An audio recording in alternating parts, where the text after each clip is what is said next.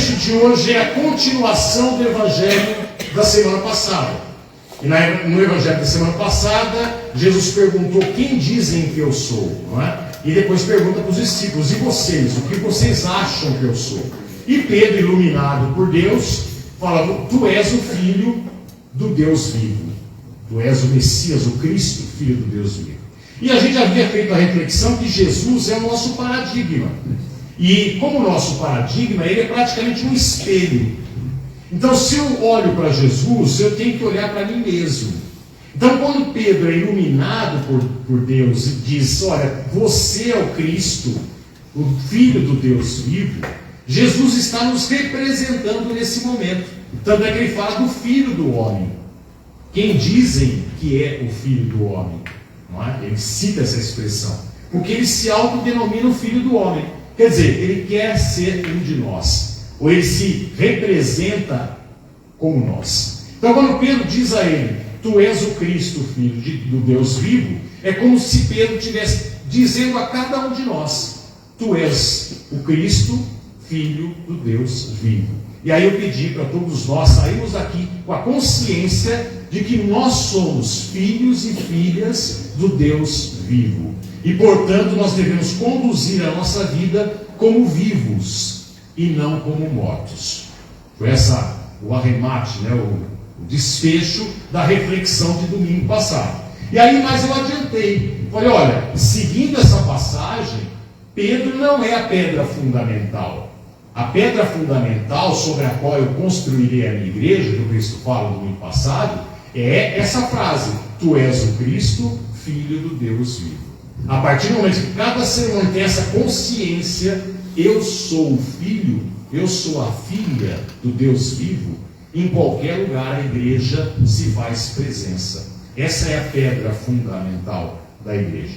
Tanto é que Pedro, de imediato, o Cristo começa a falar: tudo bem, ótimo, você me reconheceu como filho do Deus vivo, mas eu vou a Jerusalém, eu vou ser preso, eu vou ser torturado, eu vou ser morto, mas depois eu vou ressuscitar. E aí depois, logo em seguida, vem Pedro: não, que não aconteça isso contigo, pelo amor de Deus. Não aconteça contigo. E o que Pedro tem em mente? Ele tem em mente aquela espiritualidade dos privilegiados, que a gente vai falar um pouquinho hoje. E isso é um perigo nas religiões. É uma espiritualidade que acha que o mundo tem que estar rodando em torno de nós, porque nós somos alguma coisa. Quando eu disse para vocês: olha, vamos nos reconhecer como filhos do Deus vivo, é dizer assim: olha, vamos reconhecer a nossa capacidade. Nós somos seres que podem fazer um mundo fantástico. Nós podemos fazer do mundo um inferno, como infelizmente a maioria faz, ou nós podemos construir aqui um céu nesse mundo, apesar de todas as dificuldades da vida. Isso é se reconhecer como filhos ou filhas de Deus. Mas isso não quer dizer que eu vim aqui para viver no privilégio e as pessoas me servirem porque eu acho que eu sou mais especial do que os outros. Não, eu sou filho do Deus vivo, como o outro também é filho ou filha do Deus vivo, não importa como ele está conduzindo a sua vida. Pode ser que ele não se reconheça como tal, ou pode ser que ele se ache até mais, não é? Mas, de qualquer forma, ele tem a mesma dignidade como eu tenho essa dignidade. E aí, na cabeça de Pedro, não. Na cabeça de Pedro, Jesus teria que ir para Jerusalém, tomar o poder, libertar os judeus de Roma, se tornar um grande rei. E é claro, quem faria parte da corte desse rei seriam os seus discípulos, não é? Ele, por exemplo, Pedro. E aí eles viveriam na glória, não é? E aí Jesus chama Pedro de Satanás. Sai de mim, porque você é pedra de tropeço para mim. Não é para isso que eu vim ao mundo. Eu não vim ao mundo para ter poder sobre as outras pessoas. Eu não vim ao mundo para ter exércitos. Eu não vim ao mundo para dominar os outros. Eu vim ao mundo para uma mensagem de amor, que não tem nada a ver com o poder.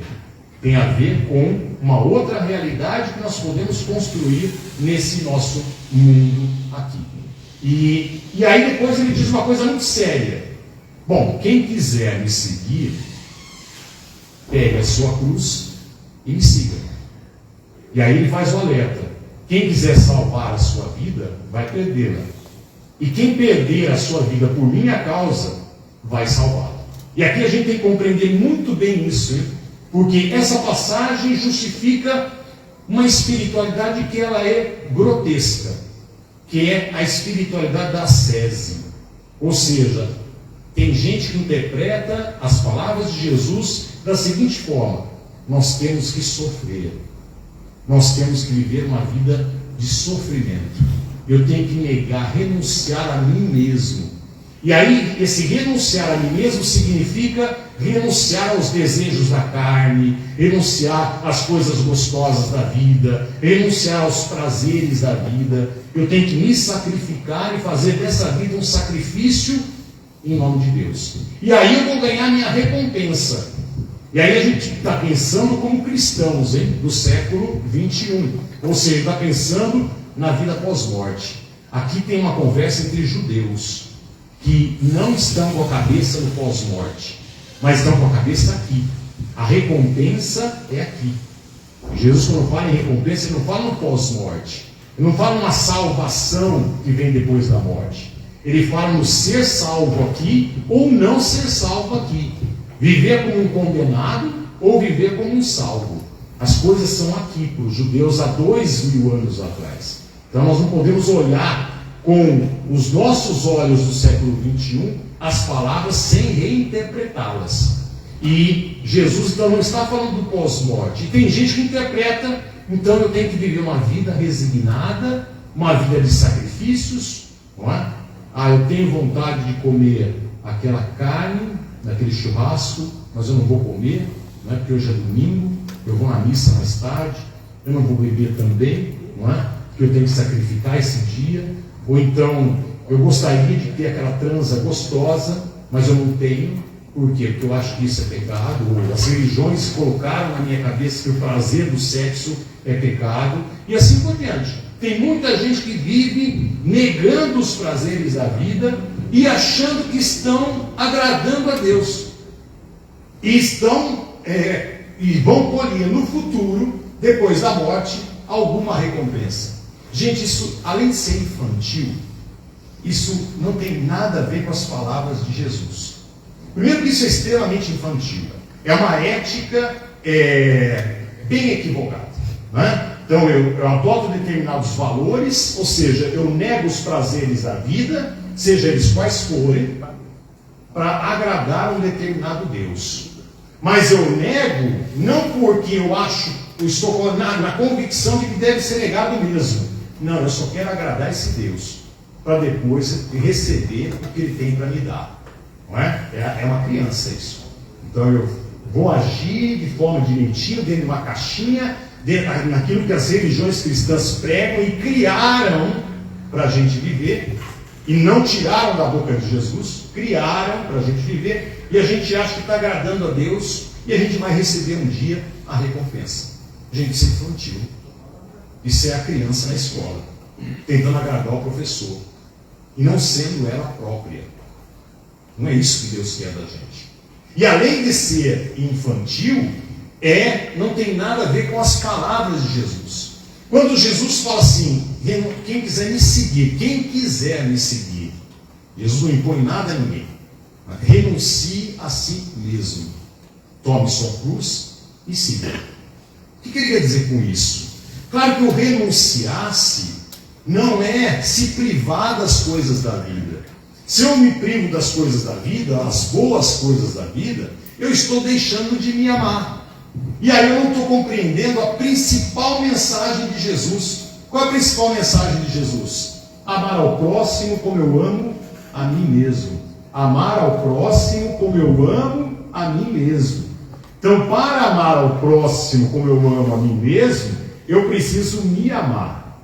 Eu preciso fazer bem a mim.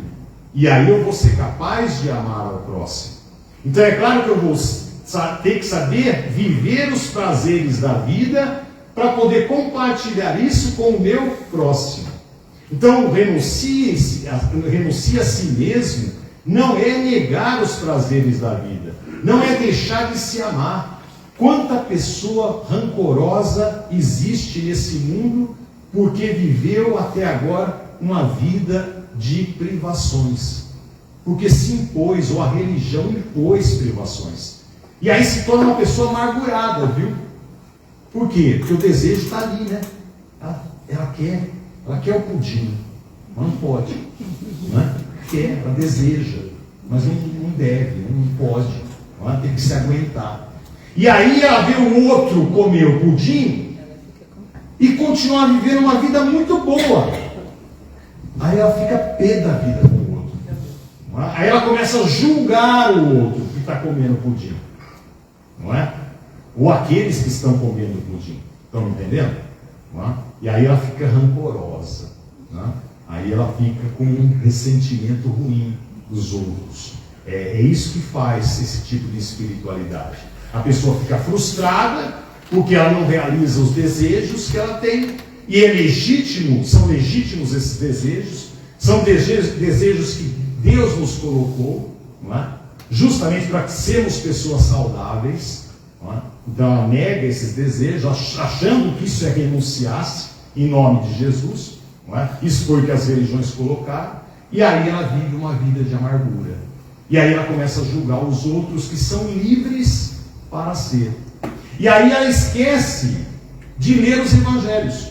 E aí, se vocês lerem os evangelhos, vocês vão ver que Jesus não renunciou-se desse modo, ou dessa forma.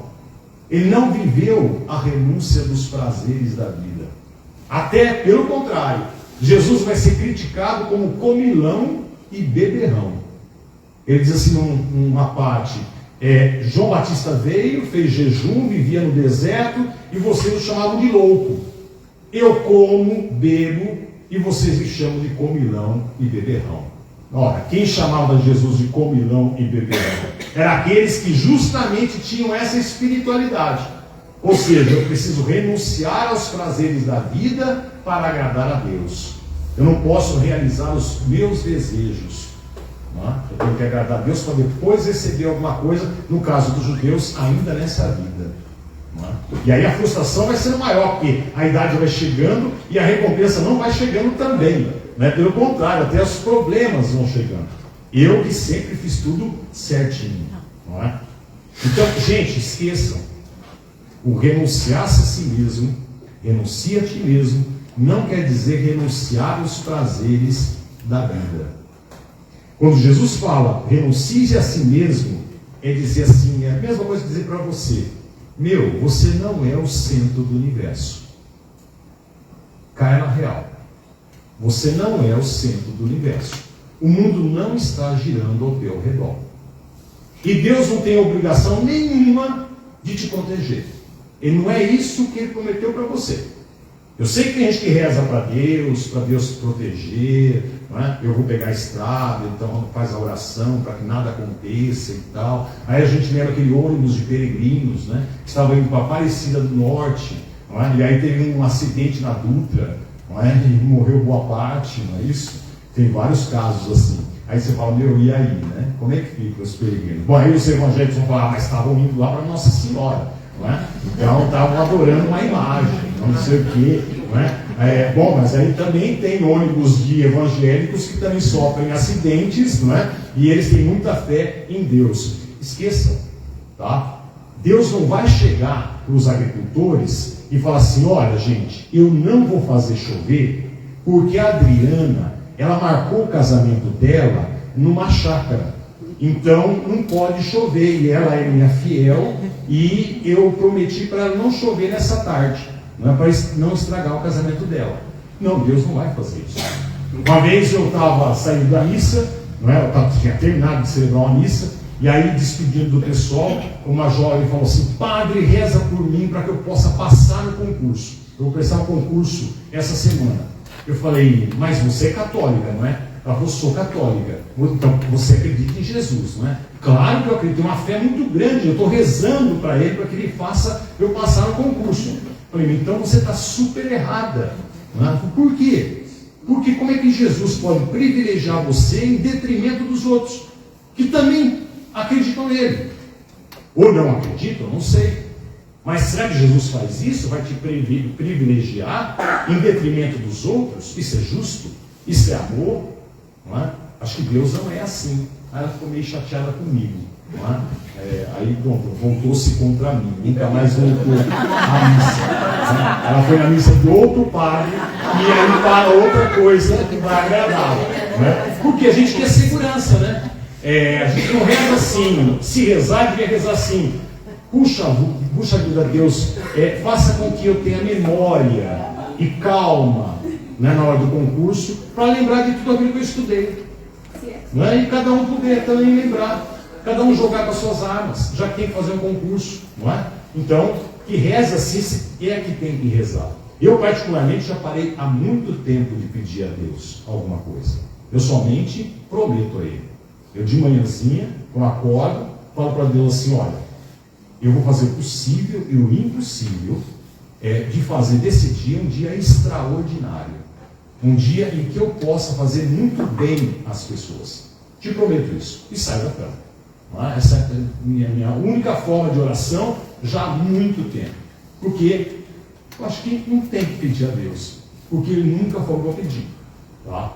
Se tem algum trecho que fala isso, é porque foi criado mais tarde. É a ânsia do homem querer que Deus o sirva. Então eu estou fazendo tudo direitinho, que as religiões estão mandando, e aí então eu vou pedir para ele tem obrigação de me servir, de passar no meu concurso, não fazer chover no dia do meu casamento e assim por diante. Não é? Gente, pode esquecer, viu?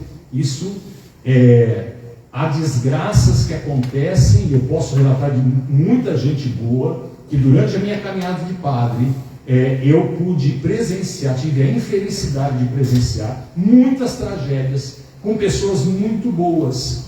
E aí você se pergunta, mas então alguma coisa está errada. Né? Eu lembro que eu fiz um casamento na Santa Rita, no dia seguinte eu estava fazendo velório do noivo. Vocês lembram daquele acidente que aconteceu nas Nações Unidas? Né? Cheguei no velório da Independência, estavam todos os convidados ali que eu tinha visto na Santa Rita, todos felizes. Né? E aí, como é que fica? Não é? Como é que fica essa lógica desse Deus que me ama e me coloca numa redoma de vidro? Não é por aí. Tá? Mas voltando ao renuncia a si mesmo, é justamente Jesus dizendo, cai na real, você não é o centro do universo. Você é filho do Deus vivo, viva como tal. Tá? Tenha dignidade, não abaixe sua cabeça, vá atrás das suas conquistas, mas não seja o centro do universo, porque você não é. Você é como os outros. Você tem irmãos e irmãs que não são consanguíneos, mas são teus irmãos e tuas irmãs e têm a mesma dignidade que você. Tome sua cruz. Por que tome sua cruz? Porque apesar de viver os prazeres da vida, Jesus sabe que a vida não é fácil. Que a vida tem suas cruzes para carregar, sim. Claro, eu já tive uma mãe doente que eu tive que dar assistência sozinho durante todo um semestre. Como muita gente aqui também já passou por barras pesadíssimas na vida. E teve que enfrentar, teve que carregar essa cruz. Ou seja, uma hora eu vou ter que carregar alguma coisa. Não é? A minha vida não é um mar de lágrimas, mas também não é um banho de flores. Não é. É a mistura das duas coisas. Não é? E nós, se nós fôssemos sábios, tem gente que vai atingir idade, vai se tornando sábio, né? Tem gente que não. Tem gente que vai atingir idade, vai piorando. Né? Mas quem vai se tornando sábio vai entendendo o que Nietzsche falou. Não é? O que não me mata, me fortalece. O que não me mata, me fortalece. Olha, tem situações que não me matam mesmo. São dolorosas, mas não chegam a me matar. Mas podem me fortalecer. Se eu for alguém inteligente para aprender com essas situações. Não é? Se eu tive que dar um banho na minha mãe e ela se sentiu envergonhada, tendo um filho dando banho da sua mãe, que ela acabou de sujar, não é? A fralda, não é? Ali eu estou aprendendo, não é? O que é ser humano. Que talvez um dia eu possa até passar por isso. Não é? Então é aprender com as situações da vida. Isso é carregar a sua cruz. Não é que o Cristo está colocando cruzes, hein? Usando a lógica lá da espiritualidade do sofrimento, da ascese, parece que encaixa tudo certinho, né? Renuncie a si mesmo, aos seus desejos e tal, pegue sua cruz então, e aí me siga no mar de lágrimas que está por aí. Não, não é isso. Simplesmente não seja o centro do universo, tá? Segundo, a vida não é fácil. Tem suas durezas sim. Então, enfrente as cruzes que a vida apresenta para a gente. Com dignidade de filho e filha de Deus. Para transformar esse mundo. E siga-me. Viva como eu vivi. Não é? Vá comer o pudim sim. Mas saiba compartilhar com o outro. O pudim não precisa ser só teu. Não é? Compartilhe o pudim também com outra pessoa. Não é? E aí vem, quem quiser salvar a sua vida, vai perdê-la. Não é? Quem perder a sua vida por minha causa, ou seja, pelos valores que eu estou pregando, não é? Esse vai ganhar muito. É a grande lógica, gente. Se eu começar a amar, eu vou ganhar o mundo, sem eu me esforçar. Agora, se eu me esforçar em ganhar o mundo, eu vou perder a minha vida. E aqui, a vida está sendo traduzida muito bem, viu? Na tradução da Paulus. Porque no original está alma. Alma. Por quê? Porque para o judeu antigo, a gente não tem alma. A gente é alma.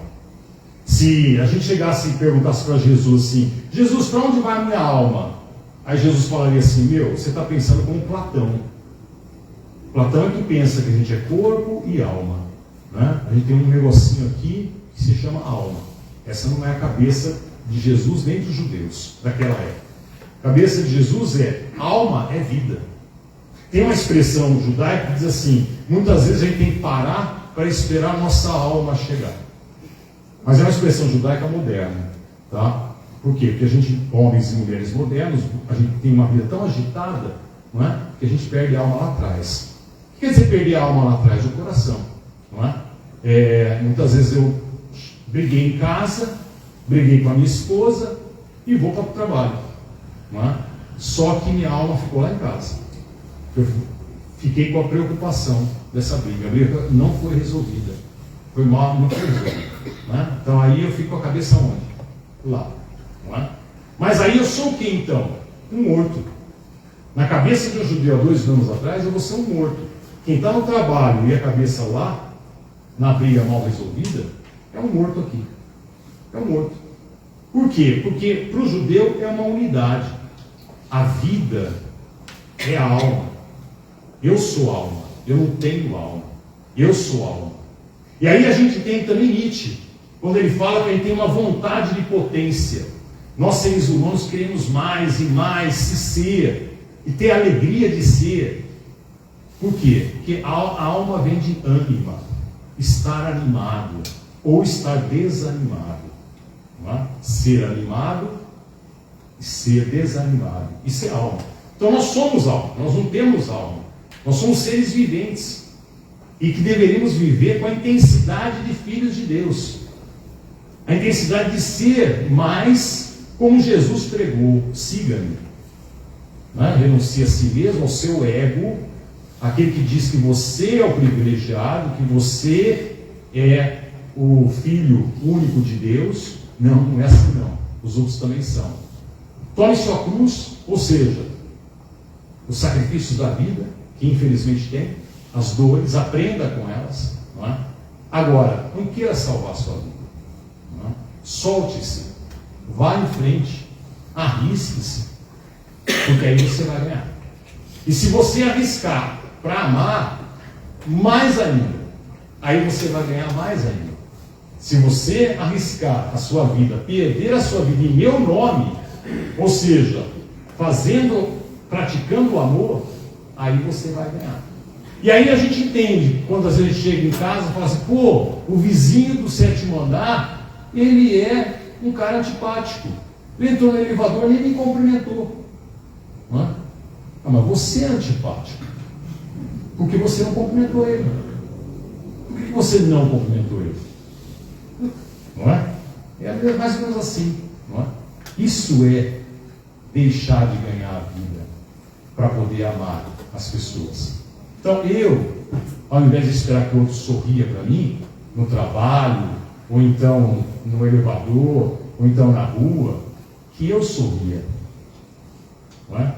Se eu vou comer o pudim, eu vou comer o pudim sim, só que eu vou repartir com o outro, que é uma delícia você poder comer junto com o outro. Não é isso?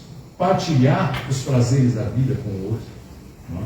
Ser cada vez mais filho de Deus. Então deixo assim, só como reflexão, quer dizer, a gente fez várias aqui, mas como reflexão, Jesus não pregou renúncia de ninguém, tá? E Ele não quer a renúncia de ninguém. Pelo contrário, o reino de Deus, que nós deveríamos criar no nosso dia a dia, na nossa vida e com os outros, é um reino de alegria. Ele vai dizer, tem que ser uma festa. Tem que ser uma festa, tem que ser um banquete. Porque a vida já tem seus sacrifícios, cruzes que a gente tem que carregar. Então vamos ser a alegria da vida. Então, vamos parar de querer ganhar o mundo. Não é? O que quer dizer ganhar o mundo? Que o outro me sirva, que o outro seja aquilo que eu quero que ele seja. Não, deixa ele ser, da sua forma de ser, e não da forma como eu queira que ele seja. Porque amar é isso, é respeitar o outro, na sua individualidade, na sua idiosincrasia, não é? Da maneira como ele é. Ponto final. Não é? Então, se a gente começar a viver assim, né, a gente começa a criar o reino de Deus em nosso torno, e é claro, a gente vai começar realmente a sentir a paz que a gente pode sentir, a paz de consciência. Não porque a gente entrou numa caixinha de regras e a gente está seguindo essas regras como criança para poder ganhar a vida eterna. Não, a gente vai eternizar a nossa vida aqui, fazendo as coisas que nós podemos fazer e devemos fazer em nome do amor.